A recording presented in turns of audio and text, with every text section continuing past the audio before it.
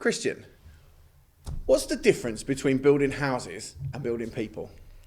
Good question. I think building houses, obviously really important. There's such a need for hitting the targets that the government say. I think building people and building their career is the biggest thing.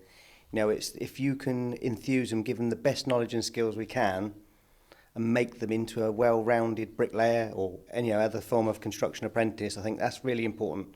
It's that longevity. It's not the 2 years of the apprenticeship. It's them for the future. I think, at Lee Marley, that's what we say to them. If you're successful and you get a trial and you get offered the apprenticeship, actually, if you play your cards right, you actually don't need a job again. Because actually, we've put 100% effort, our team, training team, myself and the tutors and that, into that person. And if they're like a sponge, and then like I said, they might want to stay a bricklayer, we need bricklayers. There's loads of bricklayers, but we also eventually need supervisors, project managers, or going off and we will support them if they want to do that beyond their apprenticeship, be it then going on to a level 3, triple STS, SMSTS, or other qualifications.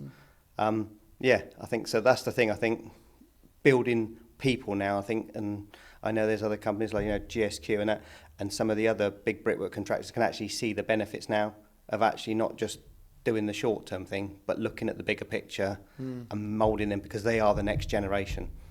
Yeah, it seems like the less you churn, the better your company does. So the less you churn sort of your workforce. Yeah. And there's a big point you see all over LinkedIn, and you see all over, every other podcast that goes on in the world where they're talking about the workforce, that, training and building your workforce is way better than just finding someone new. Oh, 100%. 99% of the time. Yeah, I mean, we've seen that, especially with some of what I call them the originals, the original ones that Lee took on from me at Brooklands College. Those ones now have gone on all supervisors. But even when they were like MVQ2, MVQ3 bricklayers, when it was that qualification, they were learning stuff, the modern stuff, up-to-date stuff, because obviously getting people in companies in, about masonry support, and other stuff that was quite new, sort of 7, 8, 9 years ago. And, when they were going to site and they were actually showing off their knowledge, and we've moulded them. And I think if you can mould them and make them the Lee Marley way or another company way, and show that you truly care and invest in them, then you've got that loyalty. Well, that's what we're planning. And then, they will then go on and stay with the company. I think that's it. It's having regular people that know how the company works, know the different materials, etc. Well, speaking of starting out, what was your first memory of work? And it doesn't necessarily have to be bricklaying, but I want to get back to the roots of your first job. What did it teach you about yourself, about life? I said, my first memory, I was obviously helping out my mum and dad. I always used that as part of, I was an only child at the time, and like I said, I'd started racing motorbikes when I was 7. So I was very conscious that they did a lot for me even early then. And it probably got to 12. I had my first paper round, getting up at like sort of 5:45 in the morning, being down the paper shop for sort of 6:15, 6:30. I had the hardest round on the thing. I had like the posh estate where I used to live in Oxfordshire. So they literally all had like the Telegraph, Financial Times. So literally, on it was Wednesday, I think, or Thursday. That was like the day with all the magazines, like Cosmopolitan. Literally, I had like 2 bags, and I literally almost like topple off my bike. But I had a bit of money, and then that was things that I could spend for me that saved my mum and dad paying for stuff. And then I went on to work in a supermarket a couple of evenings a week and a Saturday. And again there I got promoted to work on the till. That was like the cool thing, but actually, the money then every sort of 4th Saturday you had the Saturday off, and I used to, I could go and buy the latest Nike trainers, I could buy the fancy puffer jacket or the jeans and that.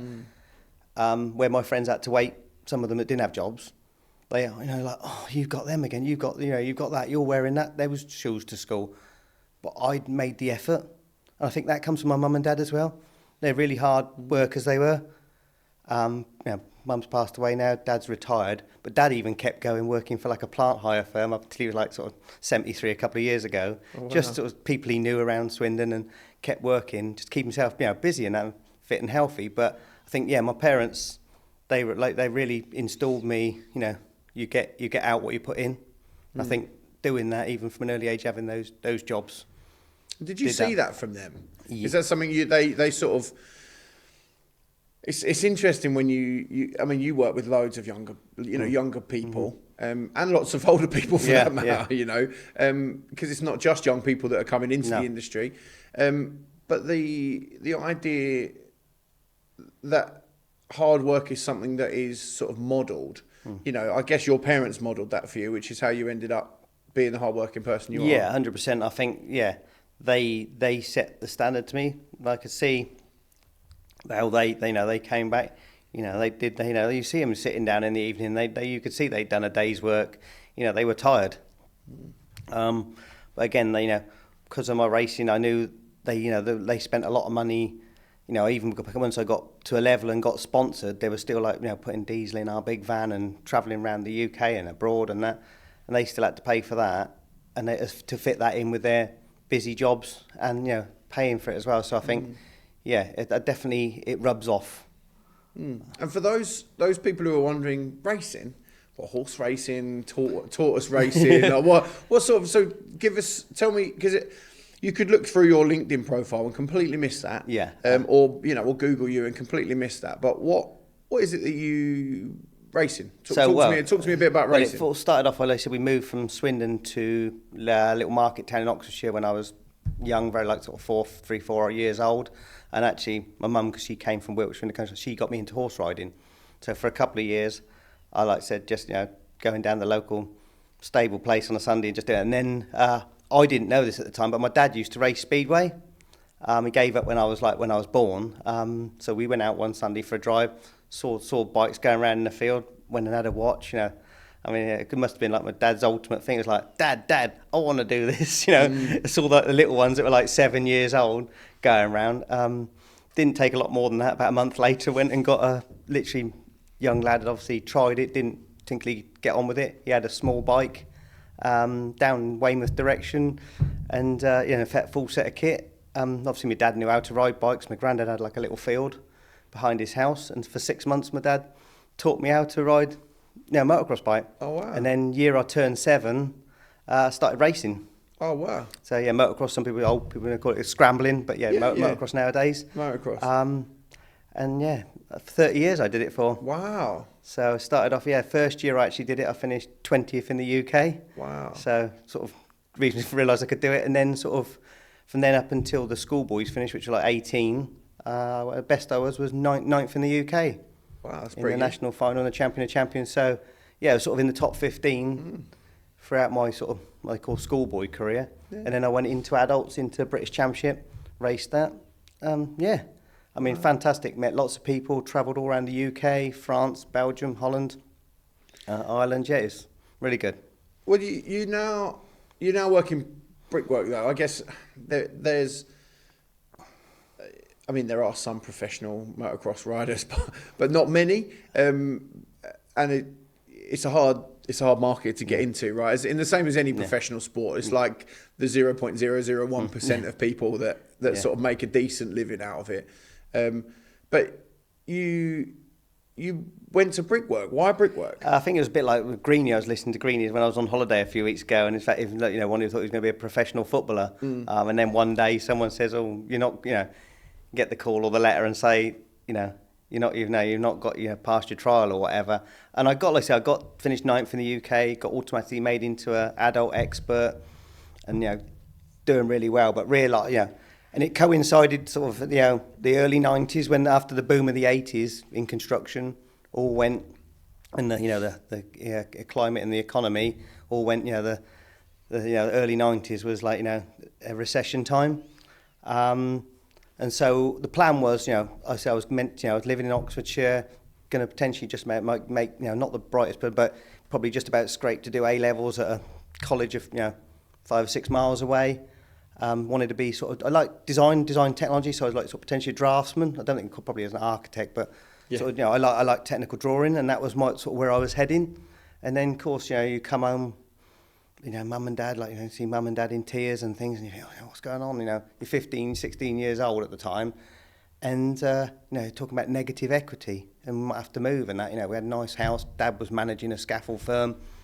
everything was all right. And literally 6 weeks later, we moved to Swindon, downsized to a small house because there's something like 15% interest rates. I mean, now I know I've got a mortgage. I've had several houses now.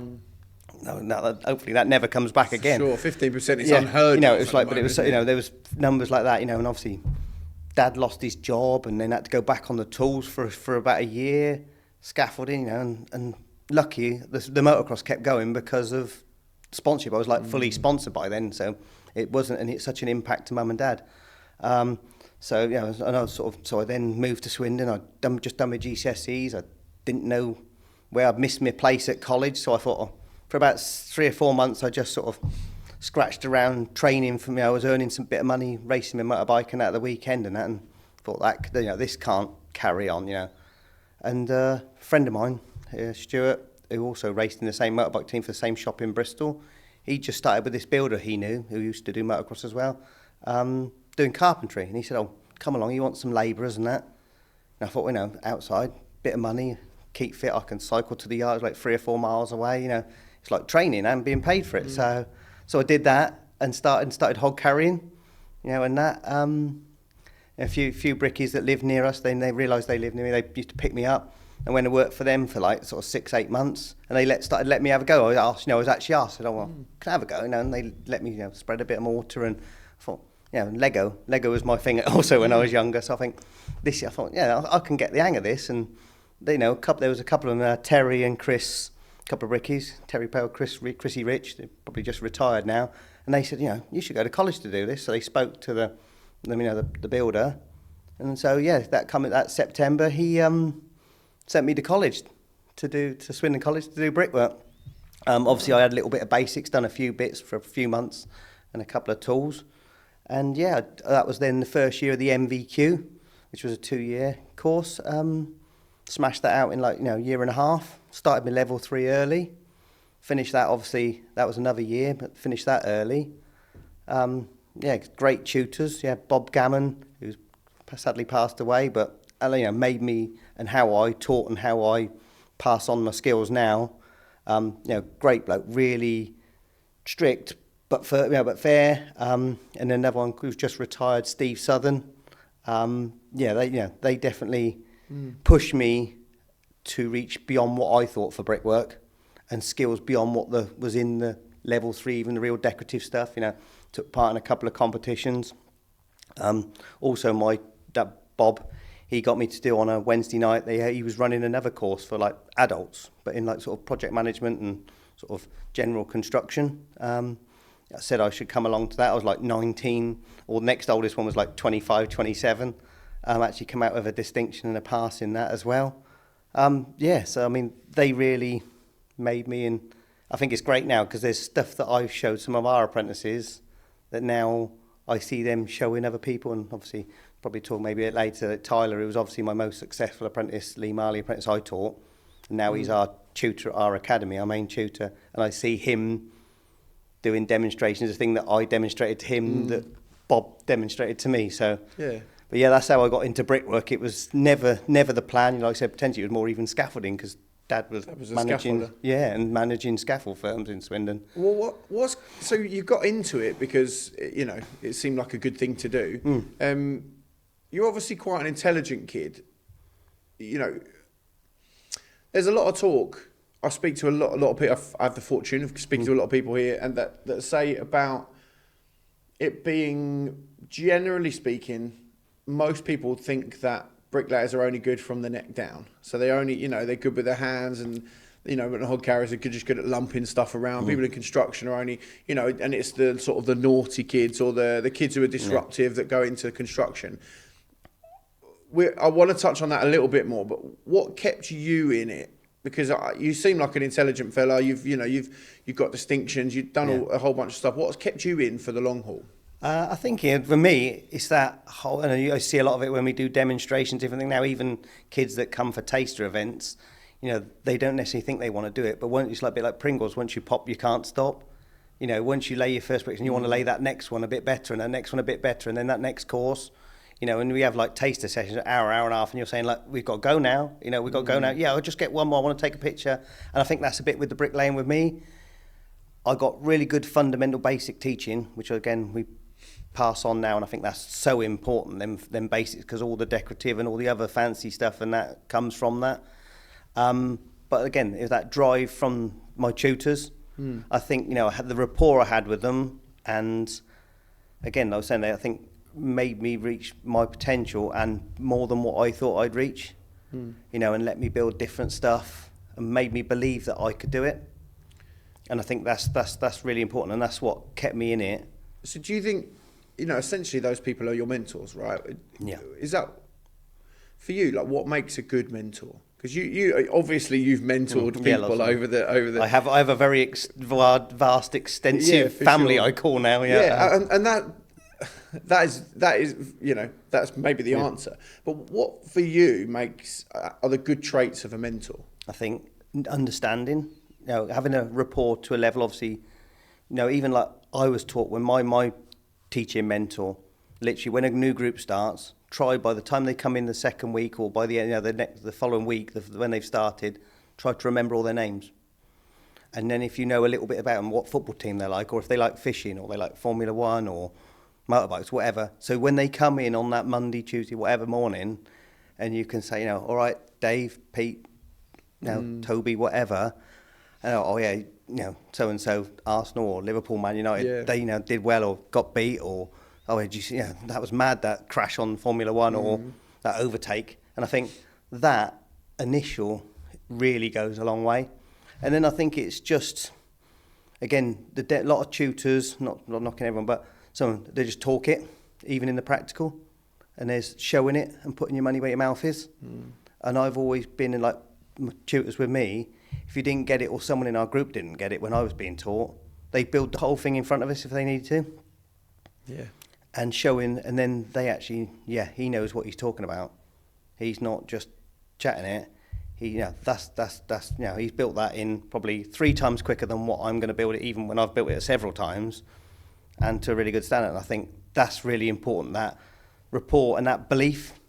And once you got that, and then they actually, again, everyone's quick enough to tell people off when they do things wrong, but actually praise where praise is due, and be it like when we was at Brooklands, we used to have like I said, Twitter account, and we used to have Job of the Week, and I put a picture, Job of the Week, and that's open to the world, once it goes on on the internet.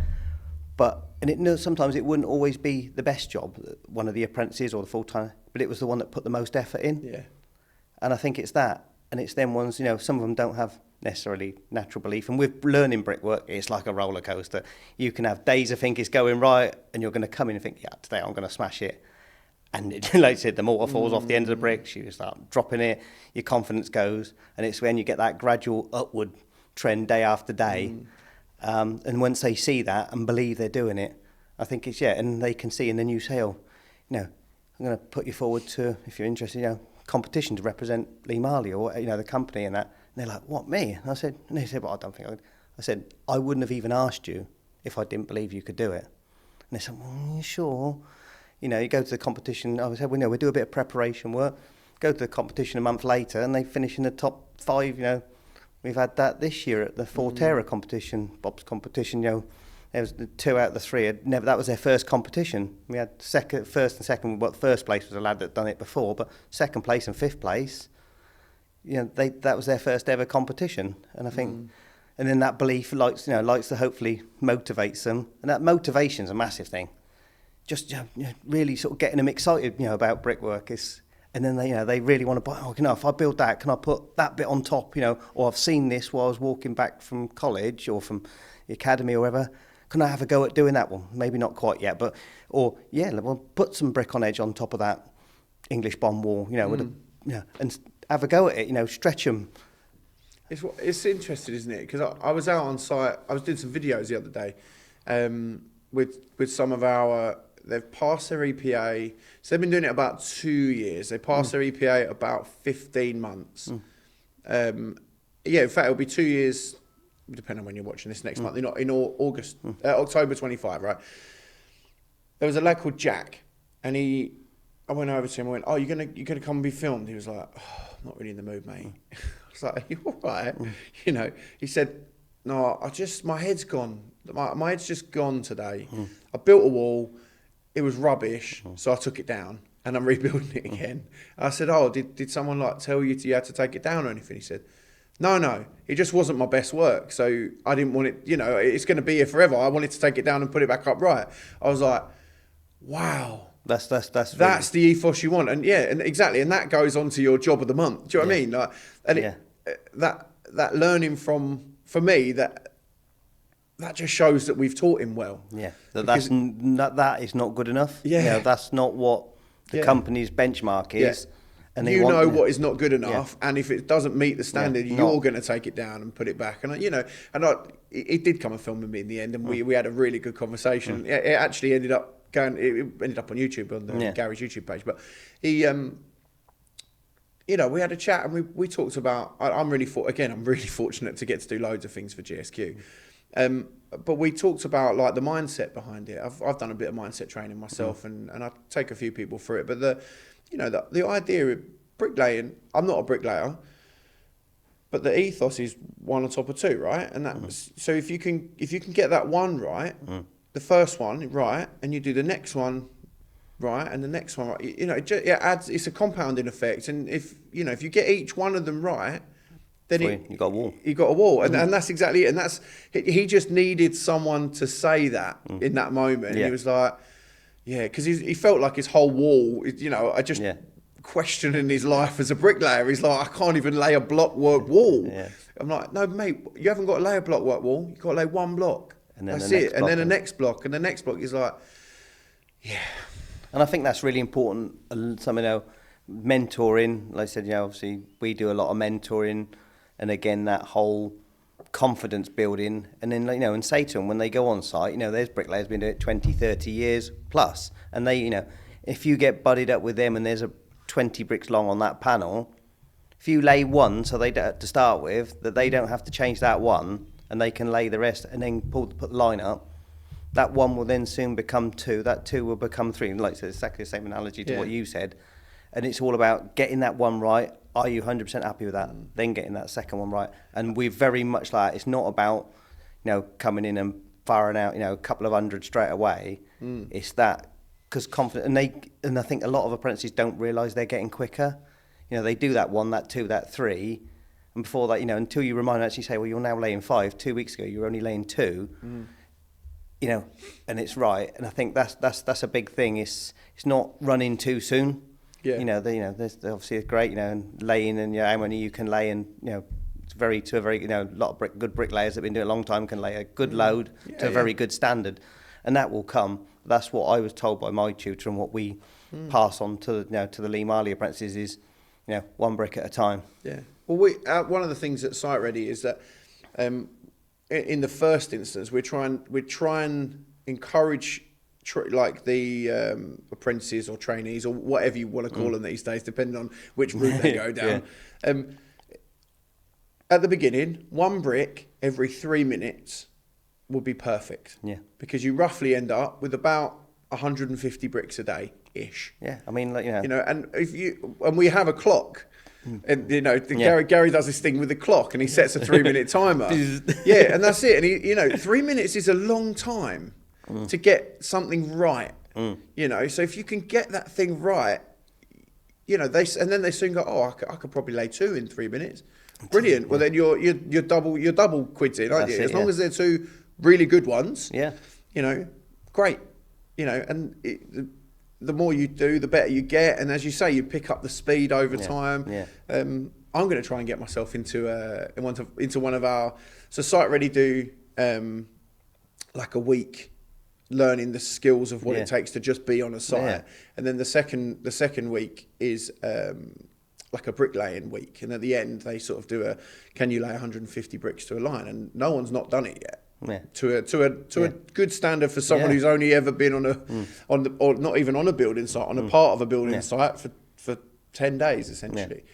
I'm going to try and get myself onto one of the second weeks so I can actually learn how to. I think I think you once you'll start this, if you've got that drive that is something you want to do, you want to get that next one, that next one, that next one. And I think there's something about it. You see ones, like you said, the ones that have even come for tasters that didn't necessarily or so much interested in bricklaying, they stand back and actually see what they've built. And you see some of their faces sometimes, they want to take the pictures and put it on the socials and things like that. And I think that's it. And you see that at college or our academy, and you see, we do blocks of learning, and we do quite a big block at first after they've passed their trials and that 6 weeks, but we've had some that on day 2 after the induction day, that's their first day in the workshop. That's the first time they pick up a trowel. What they're building 30 days later is quite incredible. And, if you'd have showed them, we always get them to take a picture of what they built on the first day, and then we reflect at the end of the first block on what they've built. They wouldn't have believed it, And I think that's it. That's lighting that fire and keeping that fire going. Keep topping it up with extra things. Well, you work. I mean, you used to work in an FE college. Yeah. You had your own bricklaying company at first, didn't you? CH Brickwork. Yeah. And then you became a tutor and you worked at Brooklands. And then tell us a story of how you got from Brooklands to... we were talking before and I love it. So this wasn't planned. No. But So I started off, like I said, it actually started in 2000. I'd been moved up to Surrey, been a bricklayer, and then there was a job. We were working on this job in Guildford, big commercial job there, about a year or more. And I met this lad from up north. He'd come down because the money was better down this way, And one day we were just and we then working for, and there's someone we was walking past at lunchtime, and there was this timber frame house going up, and I'd learned about timber frame thing at college. It was quite modern, quite new, and we walked past a couple of days, and then a chap saw us standing there talking about it, and he'd not long been out of college, a few years, so he knew about it as well. And he said, we said, we're bricklayers, and they were on lunch break and that, and he said, do you know anything about timber frame houses? I said, yeah. I said, you've got to do this, and the strips of plastic denote where the studs are, and you've got to have different wall ties, and you nail them in. He went, you know all that? I was like, yeah. He said, we've had about 6 brickwork firms that have come and haven't got a clue how to do it. He said, not being funny, he said, do you want to do it? And so we were looked at each other, and we said, well, give us the plans, we'll give it a go. We got a hog carrier, and so me and Chris, we built this house, this 4-bedroom detached timber frame house. While we were building that, a chap down the road also had a timber frame house. He said, do you want to come and price our one? We were just going to do... So you became the timber frame firm in Surrey. We were literally going to do this house, make a bit of extra money, and go back and work for the people we were working for. Well, then this house, and then while we're doing that one, I've got someone else, I've got a chalet bungalow. Do you want to build that? Sort of 6 miles away. It's So we did that, and then... It's all right money in timber frame, isn't it? Yeah, and it was just doing the brickwork and just different things. And anyway, that went on, and we eventually went our separate ways, carried on with it, and then, got to sort of mid-2000, sort of 2007s and that circumstance, my personal thing, but, me and my then wife, we split up and different things went, and I was kept the business going. I was doing, there was 10 of us. We were doing big one-off, sort of 2 big houses sort of in, around Ascot, South Ascot, Virginia Water, sort of big £3 million plus sort of 6-bedders. And that, that was really good. And like I said, the company we were predominantly doing the work for, let me have a bit of autonomy, with the design and that. It was really nice to just make everyone a little bit bespoke, which they liked. Really happy with the work. And then, I met my now wife, Sarah. She come out of computing and IT. Always wanted to do maths degree and be a maths teacher. So she started doing that. Coming towards the end of her, doing her degree, she was looking for first teaching job. And she went, oh, look, brickwork tutor. And it was sort of the similar time we had that sort of dip in the sort of 2008, bit of a recession. Started struggling to get the cash in and that. And it's something I'd always want to do. Going back when I was at college, they asked me to actually stay on as a tutor when I finished my MVQ3, my tutor. I was like, I don't know if I can do that. But, and different stuff. So I didn't do it at the time. But it's always something I'd had an apprentice, and I'd always showing people stuff. And she went, well, give it a go, send a CV. And so I sent in the CV, sort of 3 or 4, 5 weeks, I even think 5 weeks past dinner. I thought, we give it a go, tried it. And then out of the blue, literally, can you come in for a micro-teach next week? I was like, micro-teach, what's that? So she said, well, it's, you've got to do this short little, they give me a topic, health and safety. And I had to literally 15 minutes in front of a class. So went and done that, PowerPoint presentation. I mean, that's from the first one I ever made, literally just about knew how to put in a memory stick and inject it. And went really well. And luckily, the chap who was the head of construction at the time, there was 2 other chaps that went for the job. They were qualified, had teaching qualification, but it said teacher training provided. He said, you're really passionate. He said, I'm actually going to take a punt and give you. He said, you're the most enthusiastic one and engaging one. So yeah, he offered me the job. And yeah, so that's where that started with the, even with the going into really teaching. Interesting though. So before we get on to how you got to Lee Marley, the idea, again, we have a lot of conversations about this, about some, maybe many tutors, teachers, sort of going through the motions, and I always caveat this with, my mum's a teacher, so I'm going to get hung if I say anything too bad, but they're well-meaning individuals who maybe have just lost a bit of love for the thing that they loved in the first place. Yeah. And I don't see many bricklayers falling out of love with bricklaying. Yeah. Once you're in it, you're you're sort of, it becomes your identity, it becomes who you are. Even if, you do lay bricks every now and then, not too often, but I know you do, and you still can. But you don't not call yourself a bricklayer anymore. If someone said, what's your trade? You'd say, I'm a bricklayer. Yeah. That seems like the difference between a good tutor and an incredible tutor is the love. Oh, I mean, there's lots of good tutors out there, and again, I think it's that whole motivational thing. Some of them maybe not kept up to date with the latest stuff, or they're just, like I said, going, they're coming towards the end of their bricklaying career and go into it and think, get nice holidays and stuff like that. It's not quite, I was one very much, when my wife's going into teaching, you're going to have 40 days off in the summer. But actually, when you do teach and you actually do it well and teach to a good level, you actually need a break. Yeah. And I was very much for them teachers, they get all this time off, but I can actually say that. And so I could also imagine bricklayers having, I've got 40 days off in the summer. That's 40 days I can go on price. Yeah. Well, even for the first couple of years, I used to go and, when I was teaching, I actually still went and kept my hand in and did I'd organised like a couple of weeks private, I had a couple of weeks rest, then did a private in the sort of middle of the break, and then started getting the head back in to go in back and get it ready for the next year. Yeah, and so you can do that. So I started doing that for a few years. Like I said, we had a Twitter account. We used to get some companies that used to, reached out to some companies, different brick manufacturers, different suppliers for different things. And at the time, there was no colleges doing that, and it's surprising. And probably, not saying say me, but probably set the trend now 10 years on. There's lots of companies now engaging. And I know some of those companies, I won't mention any names, but they know who they are. With at the time engaging with the college and giving free stuff, because they're one of the sponsors. Grayson's doing incredibly well. Yeah, so they sponsor the Hodcast, so I'd be amiss if I didn't say that. So Tony, when he was with another company and then with Grayson, he was one of the first ones. There was another brick manufacturer, the part owner of the brick manufacturer. I reached out on a Friday to several brickwork firms. Their social media person come back and said, "Oh, where are you based?" And I said, "Oh, in Surrey." We were not at the main Weybridge campus. We were at a place called Ashford near Staines at the time. And they said, "Oh, our owner lives just round the corner from your other campus. Can he come and have turned up next week, watched a lesson for an hour and a half, went to Costa over the road, over coffee. I walked out not just with the 4 packs of bricks I wanted, a lorry load, T-shirts, banners, special bricks. And I think that was it. But now they realise, I think a lot of companies realise they have to actually engage and help out the future to support the brickwork industry, which I think is fantastic. I think all companies, I think there was several companies, probably Lee Marley was probably the first. He's very astute, Lee is, and reached out to me on LinkedIn, late 2015, early 16, and could see the kind of work that I was putting on there, even for full-time learners, and then started taking them on as apprentices. So that went on 15, 16, 17, 18, 19, and obviously COVID up to 2020.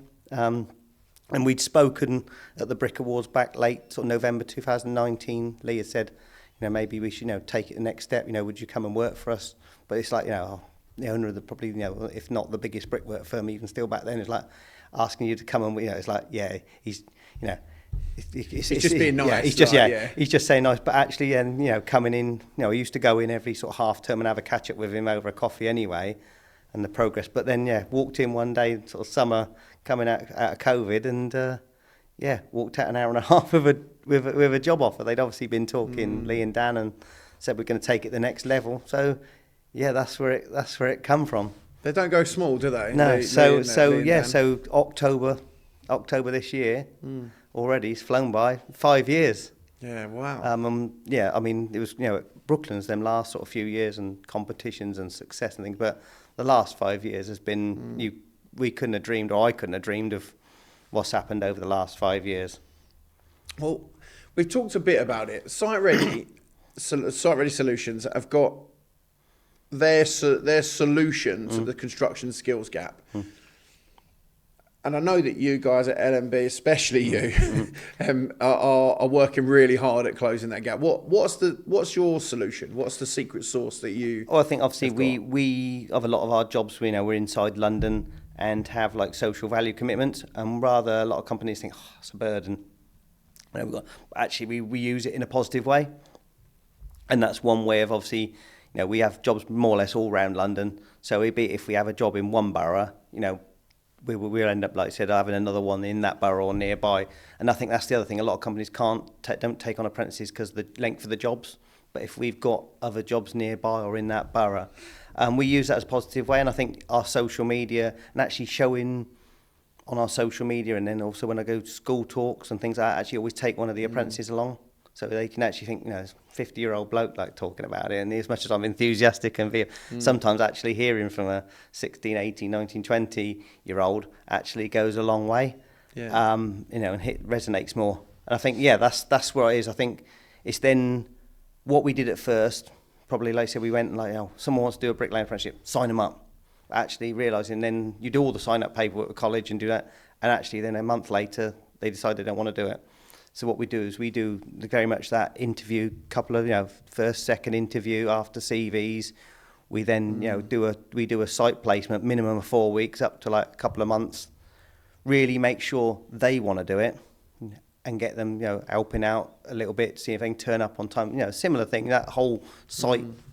The main key things, you've got to be there before 8 o'clock and things, and stuff like that. It's gonna, and I think that is really important. I think like even what you guys are doing, I think that fundamental, and then actually realising, then offering them the apprenticeship afterwards, and then going on to our academy where we, again do that our own bespoke training. Obviously, they follow the curriculum they need for to pass the EPA, the apprenticeship, but all the other add-on bits that we do as well. But that first bit, and then the retention rate, because they've tried before they buy, we've tried before we before we take them on as well. I think is a really important thing. And so then we've done that, and I think from that it's then and then you get people in the area and different areas you then go into, and the word starts spreading. And I think if you don't want someone living West London and travelling to East London, I know I've heard that on one of the other podcasts. Again, within a borough or two, surrounding borough over there, the length of their apprenticeship. I mean, most of our jobs are a year, 2 years. So, you can get most of the apprenticeship, and we always, if we start them with a project manager, unless that project manager moves specifically quite a way away to another project because that's their sort of specialist, something to them, we keep the teams together. Yeah. I think that's really important, and usually then they go to, if that job finishes, goes to a certain next borough. It talks to continuity, doesn't it, really? Yeah, it's and they know the apprentice knows them, everyone does it slightly different. The teams teams work in different ways, but we try to keep all the teams together, and I think that is, and then, especially we then use the either second year apprentices or ones that have then passed as them buddies, or like I said, or if or an experienced bricklayer, and it's giving that it's a lot of investment at the start, and I think that is, but actually the payback in the long run, like those original ones I said that Lee took on sort of 2016 that I taught, did MVQ2, MVQ3, they're all triple STS supervisors, they're in their late sort of 20s now, but they're still with us. They know the Lee Marley way. Your biggest success, I guess, is your well. In fact, let's move into LMB Brickwork Academy, because that's actually quite a nice little segue into that. So the LMB Brickwork Academy, what is it, and why did it need to exist? So it's our own bespoke academy. We do our own training. We do it in conjunction at the moment with South Bank Technical College. So they wanted sort of a high-level contractor in, to promote it. They had a new building being built and sort of raise the standards. And we so we've got a workshop, we've got our own office there, we've got a classroom, and literally we have our full autonomy. They're signed up with them, but with their, there are literally only Lee Marley apprentices, so we have 12 to 14 in the group, do block release. Why we got to that, I mean, obviously we had Brooklands where I was teaching, but then we had to obviously reach out when we enlarged the apprenticeship provision. We then had to reach out to other colleges around London, partly to do with, like I said, social value at the time, and just location of projects. But then very much realised, again, not knocking it out. There's some amazing tutors out there around the country. There's ones that, again, like I said, fell out of love. I wouldn't say they're not bad. They're just not as passionate as they got the mojo, as I call it, and inspirational. And I think, we very much realised that when Lee and Dan offered me the job, we were looking at 5 years, which is like sort of now we'd be thinking at doing something maybe in, like I said, like conjunction with a college, or thinking about as it is through a bit of circumstance, late 2022, early 23, got this thing and then, got in contact, the college, thing, and it happened. I made it happen literally 6-8 months. Me and Lee and Dan had multiple meetings with the college. February 23, we first set foot in the new building and saw the workshop and started planning it. September, Lee Marley Academy opened. It's just crazy, but we're very lucky. A lot of the supporters that I had at Brooklands and that came back. They said they would. That was always the plan and more. Help us, set it up and supply materials and that. And then, obviously the tutor, we had Tyler, who was obviously my most successful Lee Marley apprentice. He's been Guilder Bricklayers national final winner, a nationalist in third place in the juniors, first place in the seniors, skill build for London winner, Construction News Apprentice of the Year, etc., etc. I know he'll probably be really embarrassed when I say it at this point, but well, I'm tagging him on LinkedIn. But he is what shows what can be achieved, along with a lot of others. Then he was part of the original. I call him the A team, as I keep referring to. So he's he then come on board. He was doing like sort of some site mentoring with us after he'd been he went on to be a supervisor, but then sort of doing some site mentoring, and then when the opportunity came, he said give it a go, and he's embraced it with both hands, and he's giving back and teaching it the way I taught him, and again going back to Bob taught me, and Steve, and it's brilliant, and it's great to see. He's late 20s now. He's that whole thing about he puts his money where his mouth is. He builds it all in front of him. We've built stuff together, in the workshop, and he's just the perfect role model for the apprentices. Well, what does success look like? And I know that awards and things are nice, but not every one of your apprentices is going to, become third place in the junior, third place in the senior, win skill build, win, London Apprentice of the Year, or whatever, National Apprentice of the Year. And those things are all nice, and they're all very successful, and they're great to put on LinkedIn profiles and Twitter or whatever it is. But what does success look like for someone coming through for the end of your program? Being a bricklayer at the end of it. Being a bricklayer, being comfortable, enjoying what they do. And like I said, all that we take all apprentices, if they pass their apprenticeship, we will keep them on. That's our guarantee. And if you can see them, pass their EPA now, it's obviously gone that in the new standard, and they do that, and they're working with us, and they're still with us 6 months, a year down the line. That's success. We've had one in our first batch. Again, some of the ones they've done well. It's very successful in competitions this year. We had 3 distinctions and a merit for our first 4 EPAs. But actually, the one that stands out the most is Owen.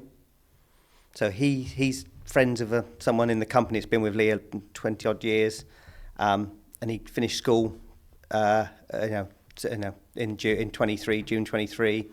Missed the first, and he came. He wasn't sure what he wanted to do. Wanted to sort of potentially work outside. Okay, GCSEs, and he said, and he rang me up, the chap, and he said, "Have you got any places left on your next cohort? Would you interview this lad, Owen?" And I said, "Come down." Literally a week and a half before the next academy, we had 1 space left, and interviewed him. He seemed keen. I'll give it a go. He looked at the workshop. We could see the others group building. This looks good. So the first day obviously did a little trial, very short, literally only a couple of days, and then came to the academy. And again, yeah, second day when they go down in the workshop, never picked up a trowel before. Literally, could have picked up the blade end or the hand blade. It did not have a clue. But 21, just under 22 months later, he's just passed with a full distinction in all 3 parts of his EPA a month and a half ago. And I think that out of those ones, that made me immensely proud. I know it made Tyler immensely proud as well, because it's the ultimate thing. He was like a sponge, literally. He listened to everything you said, put it into place, be it in the practical, the theory, implementing it on site with they're keeping their record of their OTJ, their portfolio. You told him to do it, take a photo of that, he'd do it. Or you need that, he'd do it. It wasn't maybe, and it just shows what can come out the other end. And now to see him, we were even laughing the other day and said, I saw him and actually went, do you still believe that you actually come out with a full distinction? He went, absolutely not. He said, I still have to pinch myself. And I think he's now working on a job that we've still got a year left on in Haringey. It's literally, he lives the other side of the park. You can see the crane from his house. Well, that's the success. The crazy thing, though, isn't it? That is success. And what I find I work a lot with young people. I used to work in youth work as well. Yeah. What I find in a lot of young people nowadays is that there are just excuses. My dog died, my bus is late, my, this, that and the other, whatever the excuse is. But your lad is, what we want is a sponge. What we want is someone that can be moulded, that can be shaped, that can be rounded. And, the edges of, there's still a bit of a rough diamond, but the edges still can be rounded. The green P plate, as we call them, when you pass. There's going to be time. But I think it's that, and I think it's also the other ones, some of the ones, again, we've taken through different, from parts of London, not so good areas. Could have been on a knife edge. Yeah. They could have gone one way, or they could have gone into crime, or, different other stuff. But actually, you've lit their fire and actually seen them a purpose. Give them aspiration, and they'll just thrive. And we've had some that, now the young lad, I remember one of them, and he's now moved out, he's got his own flat, he passed his apprenticeship about a year and a half ago. But he was one of the ones that could have gone the other way. That's amazing, though, isn't it? Another really good one I like. I know he's currently an apprentice with us now. Mukhtar, older. So he came over from the Sudan 4 years ago. Oh, wow. Spoke a little bit of English. Yeah.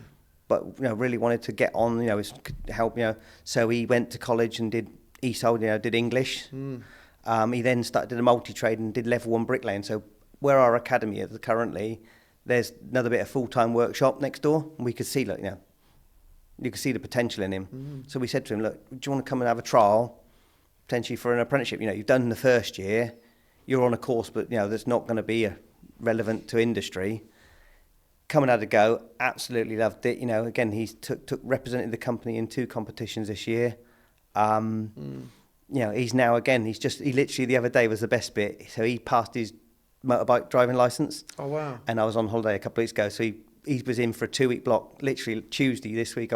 Last week I came in, and he's like, I've got to show you something, I've got to show you, come outside. Literally when I walked in, before they would get there at 8 o'clock, we start at 7:30 at the academy. And he took me outside, and he's brand new motorbike, obviously, and he's managed to, obviously it's on, fine, but he was so proud, and this is because on the apprenticeship. And I think things like that, he's now got his own transport. He hasn't got to rely on it. He's actually, that's amazing. He's moved out of his bedsit. He's now in a flat. Yeah. And, he's so grateful, but he's like a sponge. He takes in everything because he can see from where he was to where he is now. That's just a couple of examples, I think, there's, I could be here for the next 2 hours and probably tell you lots of different examples over the last 12 years of life-changing. But it means a lot. I never thought how much that side of it would mean to me. And then, like I said, there's so many apprentices, Lee Marley ones, and there's a few other ones I taught at Brooklands that have done well and different things and been successful in different ways. Yeah, so proud of all of them. They are there. They're my extended family. Well, they it all feeds into what seems like an amazing culture at LMB. What do you think is the biggest culture shift that industry needs to make, though, for the next generation? Because the next generation are a different generation, and quite vastly different from what I can gather. Now, obviously, you work closely with your tutors and your mentors and those people and the learners to some extent. Where do you think the industry needs to change culturally to welcome them into? I think it's realising it's not like it used to be. It has changed, which is the whole part of the question. Actually realise they have to invest and spend a little bit of time. They're not going to come to site, and we've made that. Lee made that very clear to all the project managers. Then disseminate it down to the supervisors. You're here to support and grow them. And I think, again, confidence, a lot of them coming out of COVID, social anxiety, with not, spending 6 months sat in their bedroom with, and different things and stuff like that. Again, that whole support mechanism. And I think, again, GSQ, what Lee Marley and, probably a couple of other big brickwork firms are starting to do and follow the trend is really show that they are, and again, they are believed in, they're not just a number. We've got an incredible lot of apprentices. We peaked out earlier this year about 107 with scaffolding, brickwork. We got brickwork ones in Scotland. All that. We're down to about the 100 at the moment. But you're not just a number. Really making them feel they're what they are invested in by the company. I think a lot of youngsters, especially the younger ones, at the moment now, really that they're like, but will you really keep us on after the? You try hard, you do everything, we will keep on. This is a potential job. You do not, as long as Lee Marley Brickwork's going or Scaff Part, you don't need to get a job again. Yeah, it's interesting. And it's that belief. And again, that whole thing, not blowing smoke, but actually trying to just keep their confidence up and keep them growing. And I think and belief is what more. They don't understand though is when they're young, and I haven't actually had that many jobs. I think I've only had 3 jobs my whole working career, and I'm 38. Like that's not many jobs. But the first day, as we talked a little bit about your first day in your first job and the ethos behind it. The first day is hard, but imagine only this being your last ever first day working for a company. Like that is actually just the best thing ever. Yeah. And again, talking about the idea that, the new generation or the next generation of bricklayers. I don't even mean the next generation in the youngsters. I mean just the next generation of bricklayers.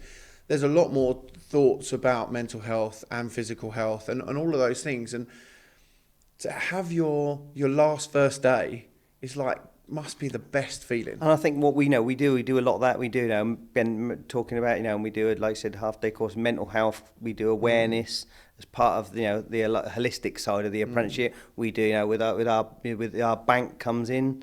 So we use HSBC, but they come in and talk about banking. A lot of them, especially younger, potentially finance for cars or flats or just stuff like that. Mortgages. I mean, there's stuff even like there's stuff that I even learned. It's like, is that what that acronym means? And stuff. And so that's really important. Again, healthy eating, keeping fit, making them. It's more than just a bricklayer. We're trying to make them in. We're trying to make them that Lee Marley bricklayer. But a well-rounded person, and even give them skills now that they may not use now, but skills as they potentially, if they want to progress, it's only if they want to, will then start using those skills later on in the career with the company. I think that's the thing. I was out on site the other day talking to some bricklayers who I can't see ever having an apprentice work with them, to be fair with you, for the reasons that we're just about to talk about. But your apprentices they're not hod carriers at any point in their in their journey. And that is from what I can gather, the dinosaur view. I had to be a hod carrier, then I went on the YTS scheme, and then I did this. It's like YTS being new training scheme. Oh yeah, so that was. Was that something you did? I think that was what I started on. Yeah. So with the when I first. And that's company. it frustrates the life out of me. I think there's time. There's always a time. Everyone's got to jump in, all hands on deck. Again, the scaffold might have been late going up or something. Yeah. So everyone's there loading out. But Lee's ethos, and again my ethos, the only way you actually learn is by doing it.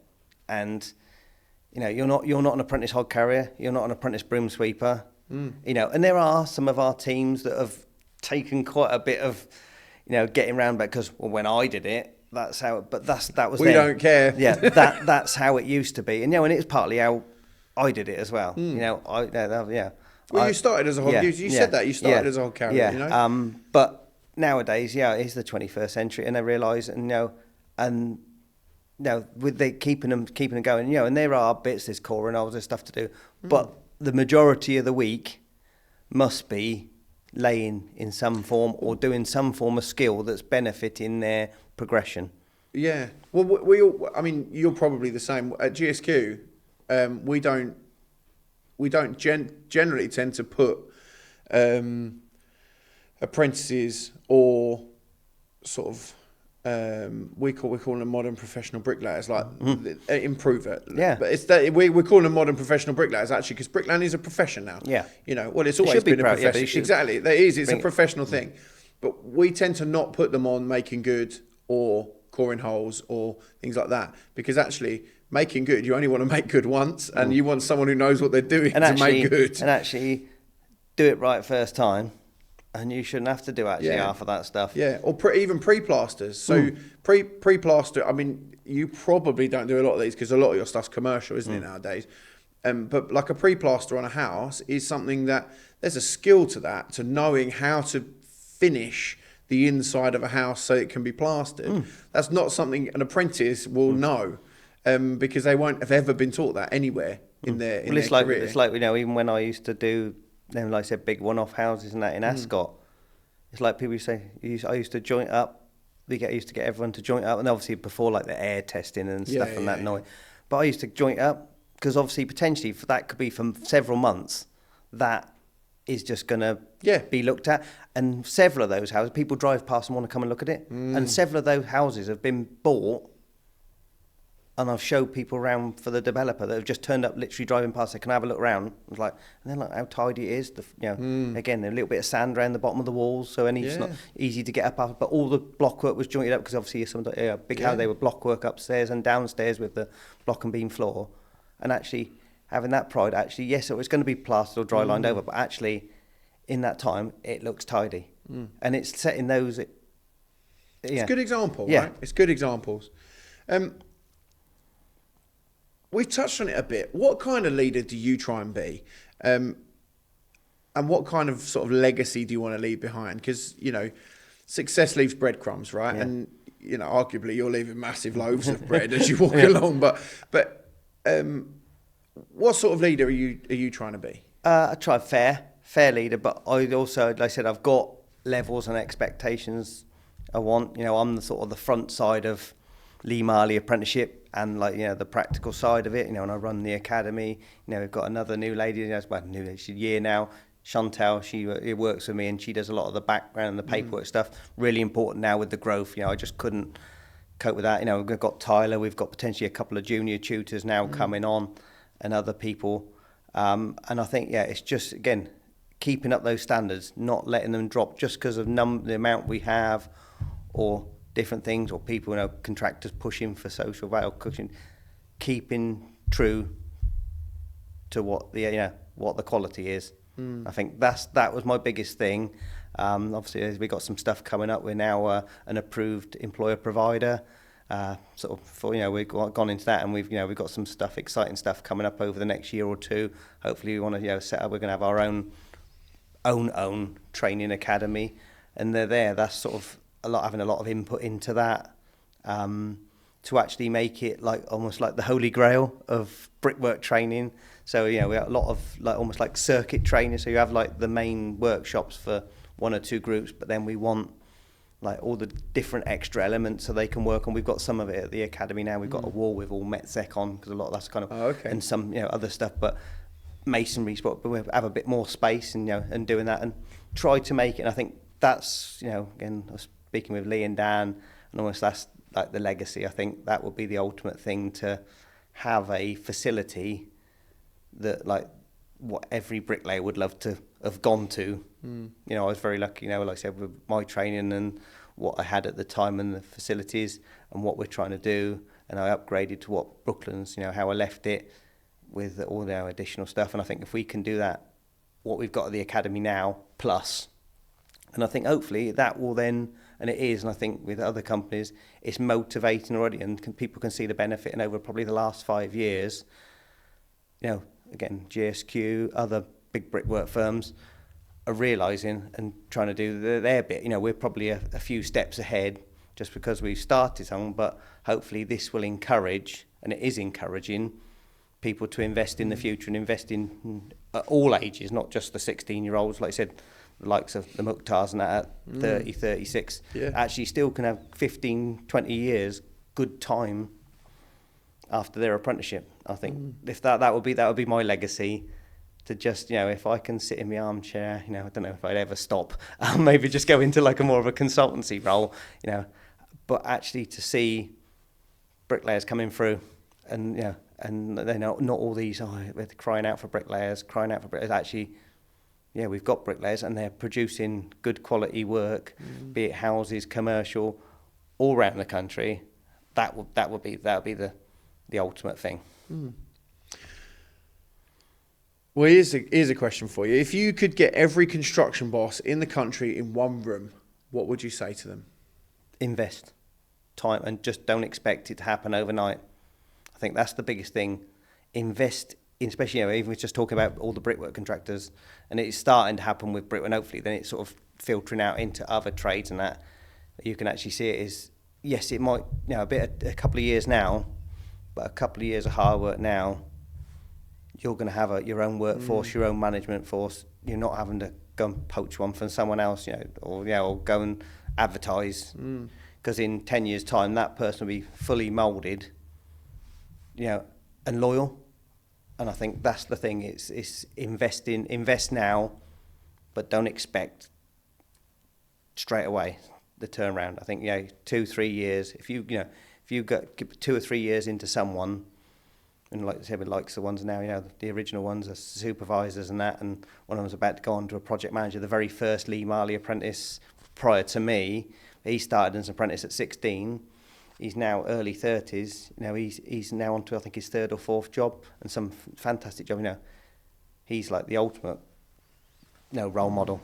And and I think Lee being an apprentice himself, it's driven right from the top with our company. You know, and he still wants to know, wants to listen, wants to come to the academy and meet every group. We've had 4 groups so far. He's come down and met every single group and spoke to them. Be it even one time he was in a rush, he said, I'm still going to come down. And on that first week, he come and met them. And I think that's just showing that you care and invest in them. That's amazing. Well, we have a closing tradition here at the Hodcast where basically I find out who you want me to talk to. So if you could have anybody sat where you're sat now for me to have a conversation with, who maybe already hasn't been here, because we've already had Lee, we've already had Bob knows Ada, I'm sure, you know, you're good friends. But a lot of your pals have already been here. It's quite funny with Bob, actually, because we joked back when I was at Brooklands, and we you know, he could see what we were doing, right? And Bob, we always joked that he was my manager. He always used to you must follow what Christian's doing. You must, and so Bob. I listened to that one, and that's fantastic. I think some of the people you've had on there, like, you know, Tony from A&D. Obviously, we went to school together. I would say again, I think obviously Dan, the other owner, part owner to Lee Marley, be a good one. I think Tyler. I think his story, you know, from turning up on a multi-trade group at 16. After about 3 or 4 weeks, they was meant to do 3 months in brickwork, 3 months in carpentry, 3 months in painting. After about 4 weeks, the tutor comes to me and said, so they've done everything, him and another couple of other lads, they've done everything I know how to teach them. Can they come and so on, you know, he come and join my group for the rest of that block. And I said, you got to come back to me next year. And I won't say too much, but and just that journey, and there's some others, you know, I could name some, some other good ones. So if you had to pick one, who would you pick? Tyler. Okay. I think that would, especially going talking about apprenticeships now and the journey, I think he'd be good. Amazing. Well, and I might let him have the time off to come. I was going to say, we'll do it in a holiday sometime. I'll cover his classroom. Well, thank you so much for coming on, Christian. It's been incredible. No, thank you. It's brilliant. And like I said, everyone just keep, especially in the brickwork industry, keep pushing them apprenticeships and giving them a good opportunity, and the reward will come. Well, thank you. Thanks.